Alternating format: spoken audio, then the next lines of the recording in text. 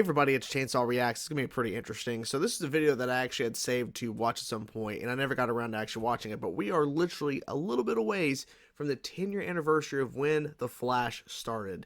This is The Flash 913, aka the series finale, but it's actually good visual effects edit.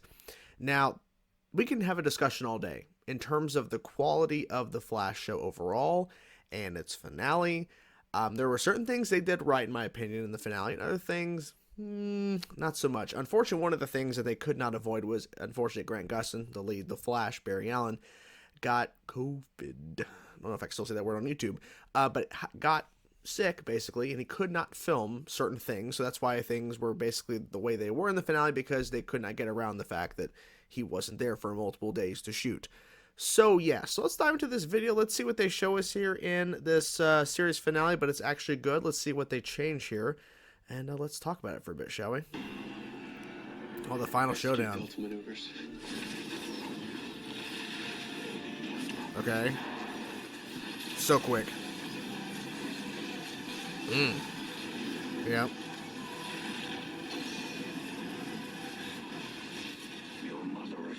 Oh, wait. Don't do this. What do you want? Oh, is he? Oh, so they're showing, okay, the death of Nora instead of her faking it out. Okay. Right on cue. Keon called it. I already told you, Hunter. Caitlin. No one dies tonight. You can't lock up the darkness. Showing this. The darkness. Holy shit! What? Hey. Hey. Oh. Oh, they're all there to fight Barry. Okay.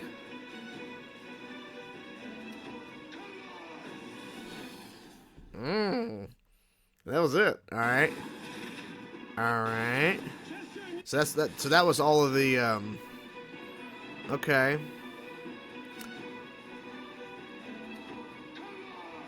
And he says, "Come on, let's do it."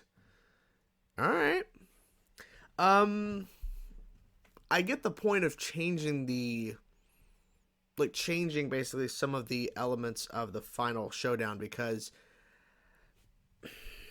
Allegra taking on Reverse Flash was not a good idea, because I understand for Allegra in terms of her powers, we don't know really the extent of her powers, but still, her taking out the villain of the show, like the villain, like there's of course other villains and other main villains, but the villain, the start of all this shit, to get taken out by Allegra, didn't sit well with a lot of people, and it just, and then for Cecile to take on Godspeed, and Godspeed's technically with a bunch of clones. Basically, just same thing with Allegra. Like, we just don't know the extent of her powers, and I think that's the problem the show is running into overall, is that there were certain characters like Allegra and Cecile, that their powers were never really limited. There was always some way they could just do shit, right? And it felt like, to me, they left their powers kind of open-ended, because if they limited them, then they're kind of limiting on what kind of stories and things they could do. In this instance here, Flash is going to fight all of them, fight all the speedsters. What happened exactly to Cecile and Allegra and everything in terms of their fights with, I don't know. I guess the point is Barry's going to take on all of them, which that would be very fascinating. Personally, for me, I can tell you right now, if Barry fought all of those speedsters, I'm sorry, Barry loses. I'm sorry, he does. Because there's no way, and Barry's fought multiple villains at points, but there's no way Barry can take on all of them at once. I just don't see how it's feasible.